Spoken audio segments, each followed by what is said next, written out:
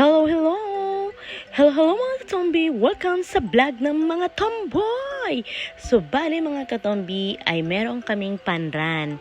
So, bale, ito nga palang panran na ito ay binuo ni Pao Mulera, ang aking inaanak na maganda, at ang Pinoy Pre. So, ayan, ang ginagawa namin diyan mga katombi ay nag-e-exercise daw muna para naman hindi daw masakit kapag tumakbo. Gayon marami ding mga kababayan ang dumalo, di ka nakakatuwa Bali ito ay pan-run for a cause. Ito nalikom na pera dito ay ipapantulong sa mga naapektuhan ng lindol sa Mindanao. Nakakatawa lang dahil maraming mga Pilipino ang talagang handang tumulong sa ating kapwa.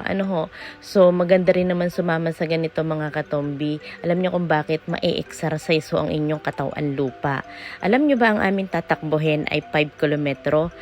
Nung una, nakatakbo na talaga din ako dito sa France ng 5 kilometer. Masaya. At ayan nakita ko pa ang aking mga kaibigan. Diyos ko, tawa sila ng tawa sa akin. Yan. At ayun, ang aking mga gandahan pinsan nagsipagtakbuhan.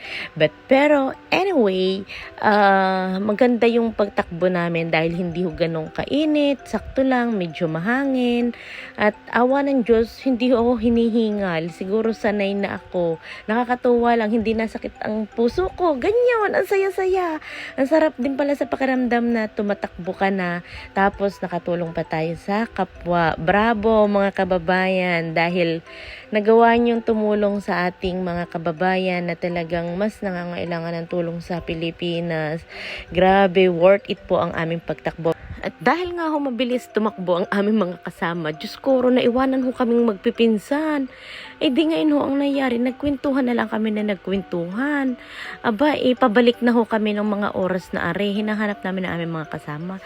Diyos ko po, hindi na tumakbo itong sina Katilin at sina Tere. Ginawa? Di nagpicturan na lang na nagpicturan. Diyos mio, kurason. At nung pabalik na kami napagod na. Sabi ko, siya tayo magmaraitesa na lang.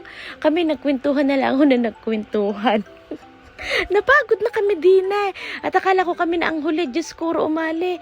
May naiwan pa palang dalawa at sila daw inaligaw. Di ari kami pabalik na sa Pinoy Pre. At kami naman ay malapit na rin naman.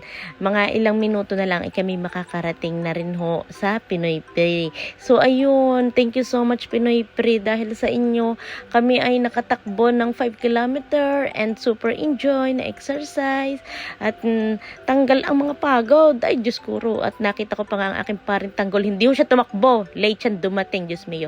At ang nakakatuwa dito mga katombi ay may pamerienda ang Pinoy Pre. Grabe, sobrang bait talaga ng Pinoy Store na yan. At salamat sa lahat ng nakidalo. God bless po sa ating lahat.